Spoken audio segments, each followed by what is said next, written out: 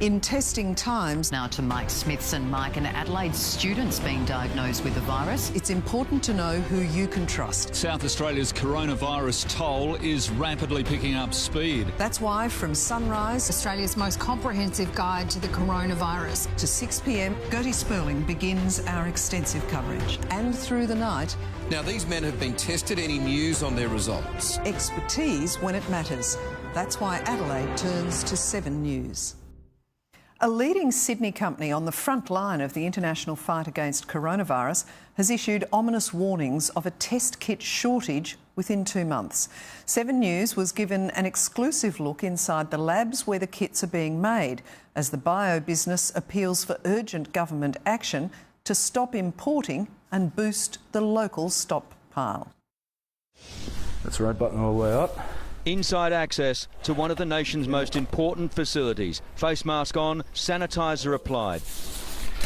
Entering Oz Diagnostics, where they are churning out the testing kits for coronavirus. Have you ever seen it like this before? Nothing like this. In operation since 2006, demand has never been as high, trying to boost production from 65,000 kits a month to 250,000. So it's a critical call out. It's critical, and we need to make sure that we're fulfilling the immediate needs, but there's just not a lot of stock out there. The company did the government's testing for the Christmas Island evacuees, also supplies multiple state health departments. So this is our packing area. But they're warning stocks of the overseas materials needed to make the kits are low. Just 2 months left. They need government help. We do, and it's urgent. We need this to happen now because we need the materials. The company has approached both the federal and state governments looking for support to take production to the next level. The response back so far? Nothing. Today, they showed off the latest supplies of almost 100,000 kits from international suppliers. The locals question that strategy. We shouldn't be getting the product from overseas. We should be making it here, protecting ourselves, because if things close down, we're not going to be able to source those kits from overseas. Especially as international borders continue to close. Chris Reason, 7 News. Let's go back to Amelia now and find out what we've got weather-wise on the way, and do I suspect a little change?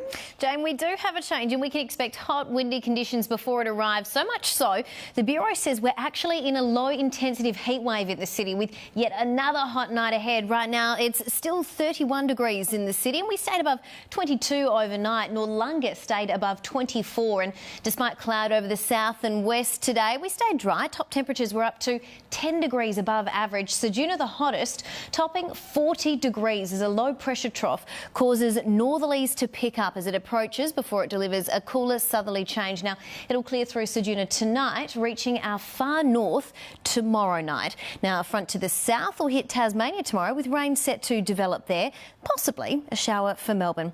Back home, and tomorrow's change day for most. Temperatures around 40 degrees across our far north. Gusty winds are likely to whip up dust about the pastoral districts and over areas south of the Flinders, but north of the city. Showers, maybe squally storms are tipped across the far south, more likely about the lower southeast. So Mount Gambier could see a shower or two. 30's the top there, 40 for Renmark, 33 for Victor Harbour, 35 for Nuriutpa and Clare, 39 for Port Augusta and 29 for Port Lincoln. Hot, windy conditions have led to total fire bans in several districts, with the hills facing extreme fire danger tomorrow. And about the coast, we'll have strong winds in the lower southeast as well, while on metro waters, nor'easterlies up to 20 knots, shifting west to southwesterly around midday, reaching 25 knots at night, seas up to 2 metres. In the city, and we're set to stay above 24 degrees, then we're likely to hit our top of 32 a little earlier than usual, with that cool change due after lunch. So Friday's looking much cooler, down to 23 degrees. Then our cooler nights will return too, staying in the low 20s next week. Jane? Thanks, Amelia. Well, that's our day's news for you to now. There'll be that special edition of The Latest tonight at 8:30. Good night.